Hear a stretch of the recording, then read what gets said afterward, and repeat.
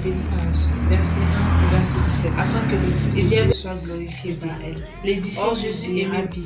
Les Juifs tout récemment cherchaient à te lapider. J'aime l'Éternel car il entend ma voix, mes supplications. J'étais en proie à la détresse et à la douleur, mes pieds de la chute.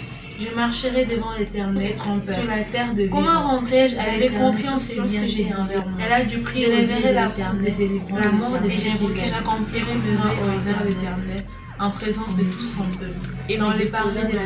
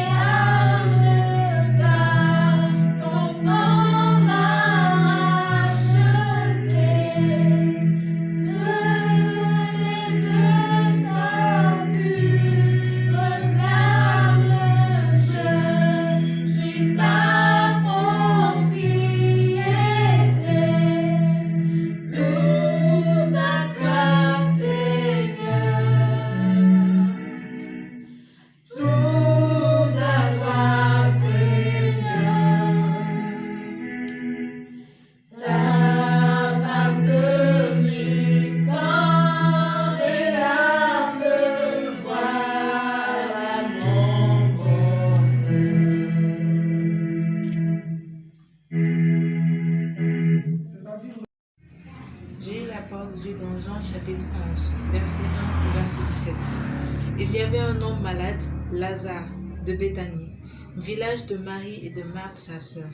C'était cette Marie qui oignit de parfum le Seigneur et qui lui essuya les pieds avec ses cheveux. Et c'était son frère Lazare qui était malade. Les sœurs envoyèrent dire à Jésus, « Seigneur, voici celui que tu aimes est malade. » Après avoir entendu cela, Jésus dit, « Cette maladie n'est point à la mort, mais elle est pour la gloire de Dieu, afin que le Fils de Dieu soit glorifié par elle. » Or Jésus aimait Marthe et sa sœur et Lazare. Lors donc qu'il eut appris que Lazare était malade, il resta 2 jours encore dans le lieu où il était. Et il dit ensuite aux disciples, « Retournons en Judée. » Les disciples lui dirent, Rabbi, les Juifs tout récemment cherchaient à te lapider, et tu retournes en Judée. Jésus répondit, n'y a-t-il pas 12 heures au jour? Si quelqu'un marche pendant le jour, il ne bronche point, parce qu'il voit la lumière de ce monde. Mais si quelqu'un marche pendant la nuit, il bronche, parce que la lumière n'est pas en lui. Après ces paroles, il leur dit, Lazare, notre ami, dort, mais je vais le réveiller. Les disciples lui disent, Seigneur, s'il dort, il sera guéri. Jésus avait parlé de sa mort, mais ils crurent qu'il parlait de l'assoupissement du sommeil. Alors Jésus leur dit ouvertement, Lazare est mort, et à cause de vous, afin que vous croyiez, je me réjouis de ce que je n'étais pas là, mais allons vers lui. Sur quoi Thomas, appelé Didyme, dit aux autres disciples, allons aussi afin de mourir avec lui. Jésus, étant arrivé, trouva que Lazare était déjà depuis 4 jours dans le sépulcre. Amen.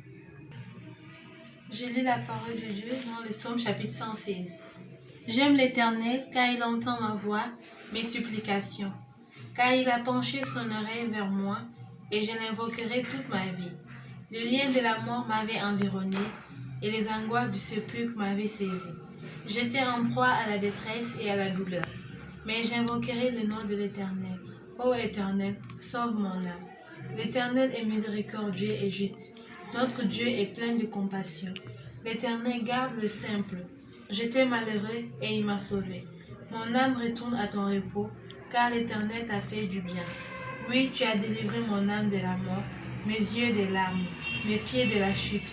Je marcherai devant l'Éternel sur la terre de vivants. J'avais confiance lorsque je disais, je suis bien malheureux. Je disais dans mon angoisse, tout homme est trompeur.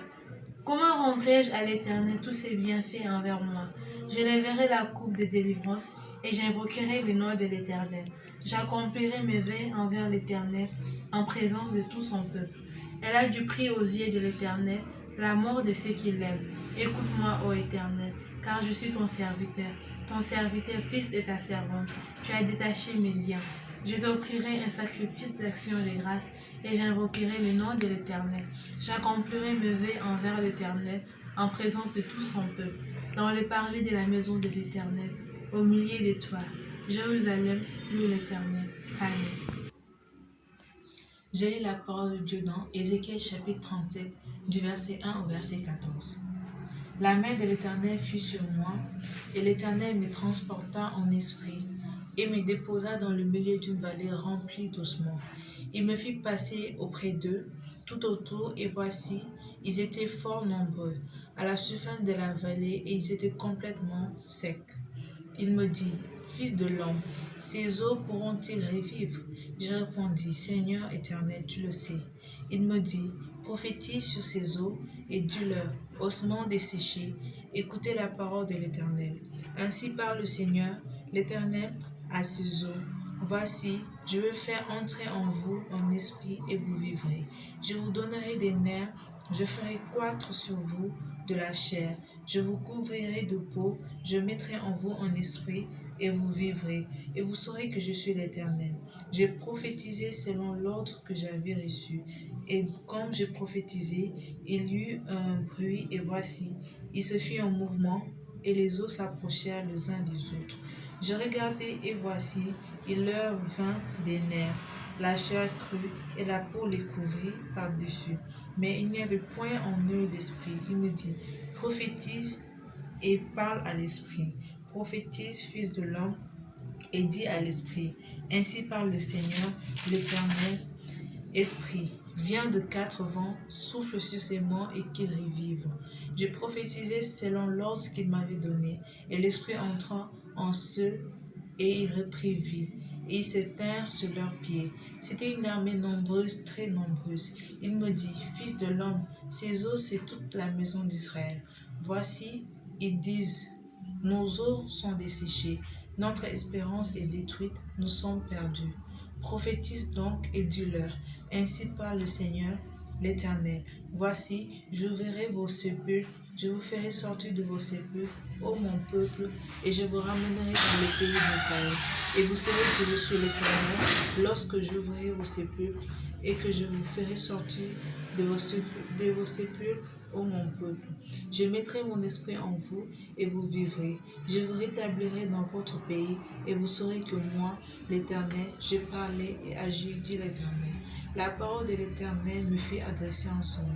Et toi, fils de l'homme, prends une pièce de bois et écris dessus pour Juda et pour les enfants d'Israël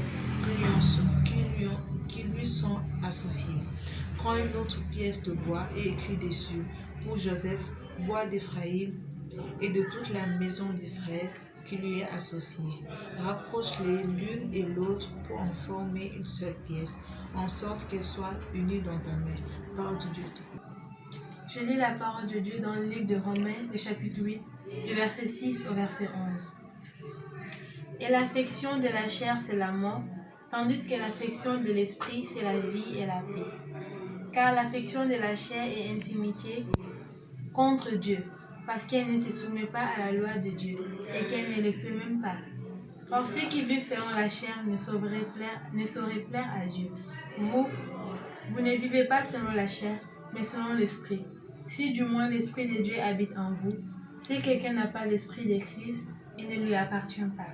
Et si Christ est en vous, le corps, il est vrai, est mort à cause du péché, mais l'esprit est vie à cause de la justice. Et si l'esprit de celui qui a ressuscité Jésus d'entre les morts habite en vous, celui qui a ressuscité Christ d'entre les morts rendra aussi la vie à vos corps mortels par son esprit qui habite en vous. Parole de Dieu Tout-Puissant. Bonjour tout le monde. Je vous salue dans le précieux nom de notre Seigneur Jésus-Christ. Il nous a donné l'opportunité d'être là ce matin pour pouvoir partager sa parole. Nous saluons toute personne dans sa maison et nous rendons grâce à Dieu de nous avoir donné cette opportunité. Aujourd'hui, c'est notre deuxième dimanche que nous ne pouvons pas être ensemble pour faire un culte d'ensemble. Mais ceci nous rappelle à l'église au début. Au début, les gens se regroupaient dans les maisons pour partager la parole de Dieu et pour prier. Et c'est pour cela ce matin, c'est encore une joie pour moi d'être là pour partager la parole avec vous. On va prier avant de commencer. Éternel notre Dieu, nous te rendons grâce et nous te disons merci pour ton amour. Merci de nous avoir donné cette opportunité de pouvoir être là pour glorifier ton nom. Car c'est toi qui nous as donné la vie.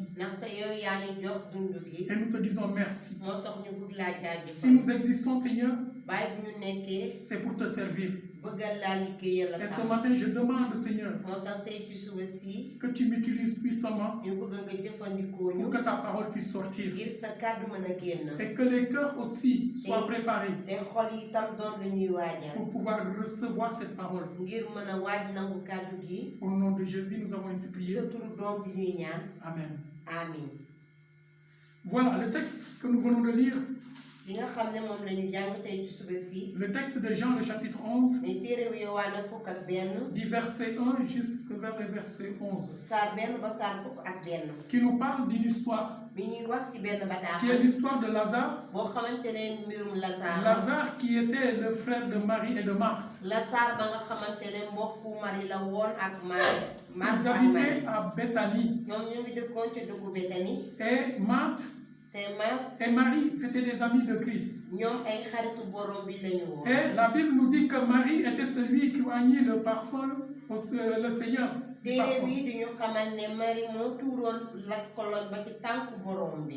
quand leur frère qui est Lazare est malade, ils ont envoyé aller dire au Seigneur Jésus-Christ que Lazare, ton ami, est malade. Mais Jésus, en entendant cela, ne s'est pas arrêté. Il a continué son ministère,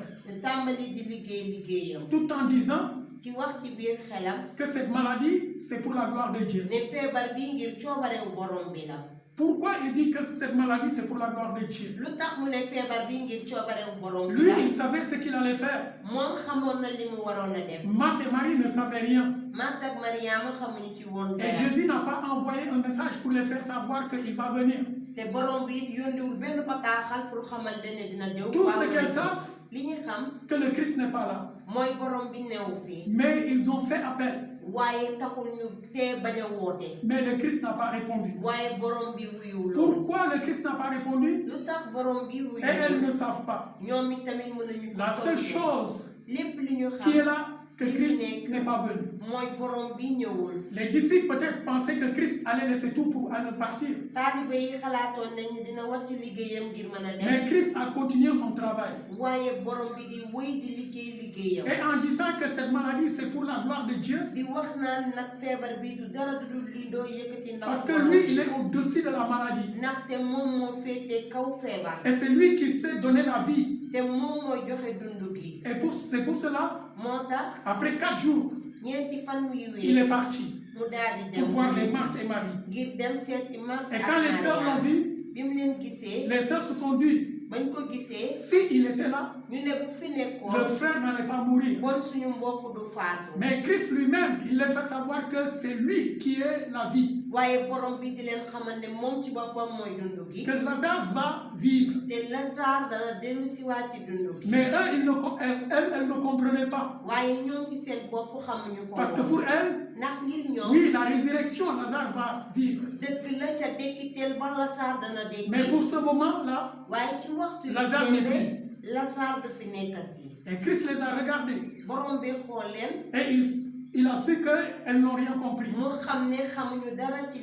C'est pour dire, la seule personne ou le seul Dieu qui peut donner la vie, c'est le Christ lui-même. Et quand il dit que c'est lui la vie, c'est parce qu'il est prêt à donner la vie. Et comme il est prêt à donner la vie, c'est pour cela que chaque personne doit s'associer à lui.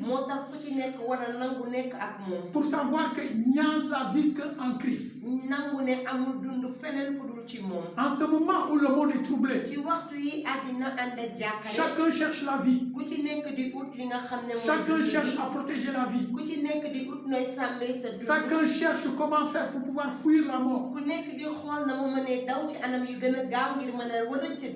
Comment l'homme peut fuir la mort? Comment l'homme peut fuir la vie? La seule personne qui peut donner la vie, c'est le Christ lui-même. Et c'est pour cela qu'il a dit, Lazare va revivre. Pourquoi Lazare va revivre? Parce que c'est lui qui donne la vie. Et ce qu'il va faire, il va aller là où on a enterré Lazare. Il va seulement crier. Et Lazare va sortir. Et il va demander qu'on le délivre. Toi aussi qui m'entends, peut-être tu es lié. Peut-être tu es mort spirituellement. Peut-être ça fait longtemps que tu n'as plus de connexion avec Dieu. Mais en ce moment, Dieu fait appel. Quel que soit ce que tu es en train de vivre, Dieu fait appel à la nation pour que les gens reviennent à lui.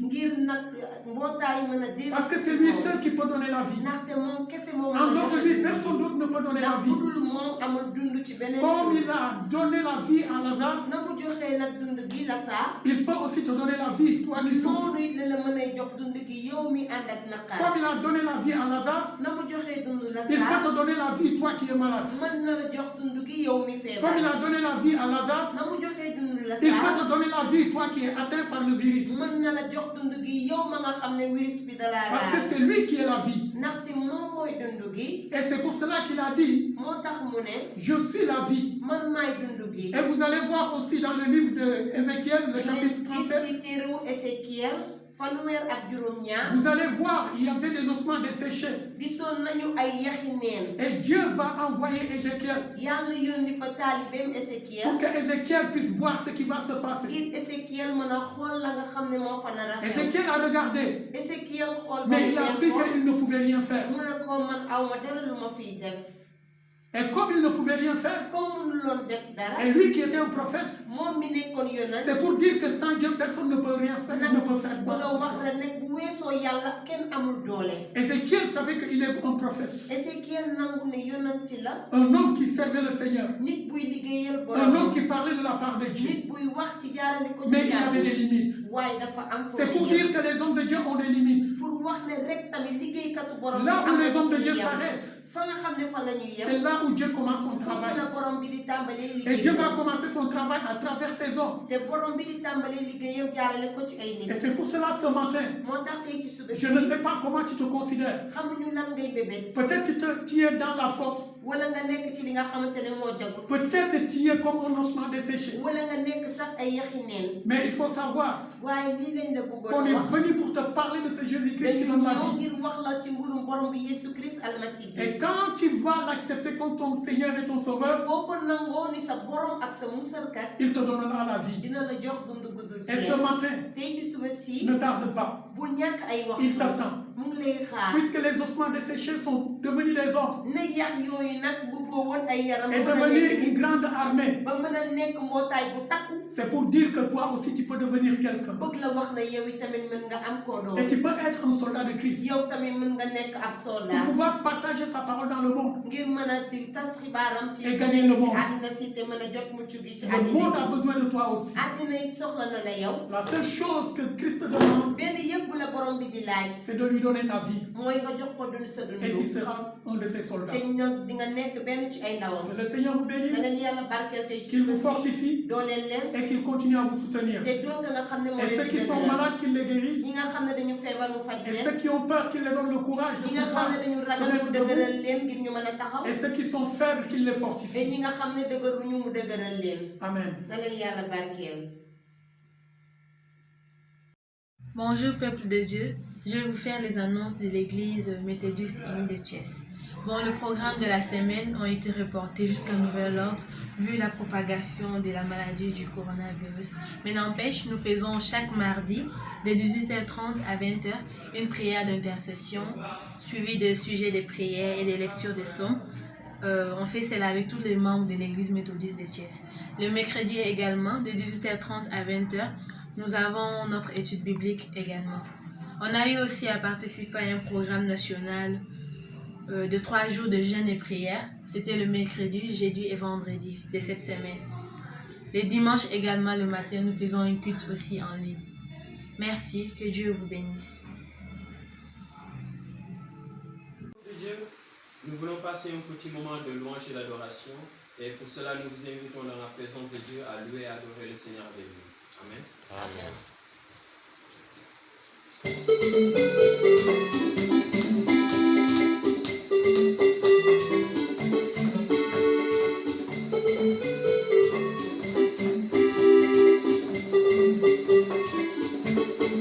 Oui, il a tout accompli, il a tout accompli.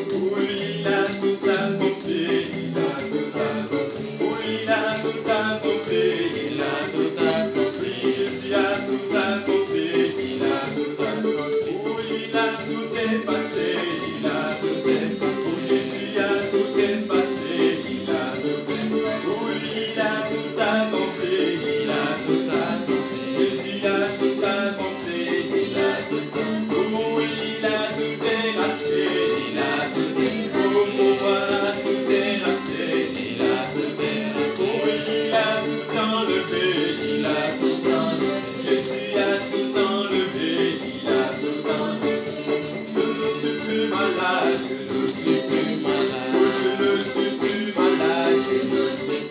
Oh, oui, je ne suis plus malade, je ne suis plus malade. Oui, je ne suis plus malade, je ne suis plus malade. Oui, il a tout accompli, il a tout accompli. Mon roi a tout accompli, il a tout accompli. Je dis que mon Jésus a tout accompli, il a tout accompli. Oh, oui, il a tout accompli, il a. Alléluia, va louer le Seigneur. Il a tout accompli sur la croix de Calvaire. Il a élevé, il a tout accompli sur la croix. Alors mon frère, ma soeur, tu n'as plus l'inquiétude d'être malade. Au nom de Jésus, parce qu'il a tout accompli sur la croix. Alléluia. Oh oui, il a tout accompli. Il a tout accompli. Oh oui, il a tout accompli.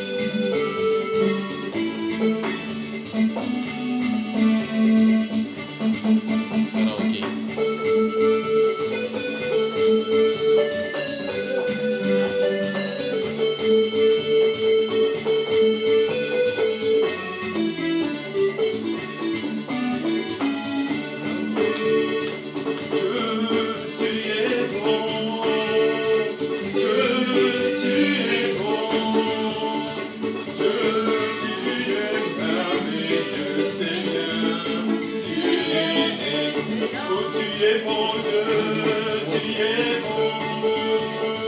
Dieu, tu es bon. Dieu, tu es merveilleux, Seigneur. Tu es excellent. Excellent est ton nom.